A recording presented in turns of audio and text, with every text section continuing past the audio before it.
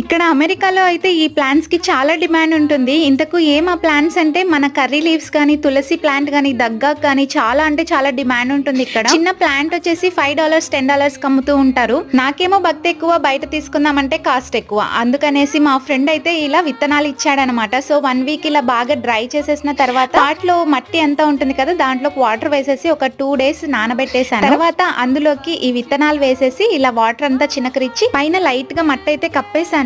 Actual గా దీనికోసం చాలా వెయిట్ చేశాను అనుకోండి. పెట్టిన ఒక 10 days అయినా ఏ మొలకెత్తలేదు. అసలు ఏంటి ఇంకా రావేమో అని చాలా డిసప్పాయింట్ అయిపోయా. గానీ ఒక్క రోజు డైలీ లేవడం, దేవుని చూడడం కన్నా ఫస్ట్ ఈ మొక్కని చూసేదాన్ని. అన్ని విత్తనాలు వేసా కదా, అదేంటో మరి ఆశ్చర్యంగా ఒకటి మొలకెత్తింది. చాలా సంతోషం వేసింది. సో ఆఫ్టర్ 25 days అయితే ప్లాంట్ అయితే ఇలా ఉందన్నమాట. నేను పూజ చేయడం కూడా స్టార్ట్ చేశాను. ఇంతకు అన్ని విత్తనాలు వేస్తే ఒకటే ఎందుకు మొలకెత్తింది? నేనేమైనా మిస్టేక్ చేసింటే కింద కమెంట్ చేయండి. అంతే మరి వీడియో.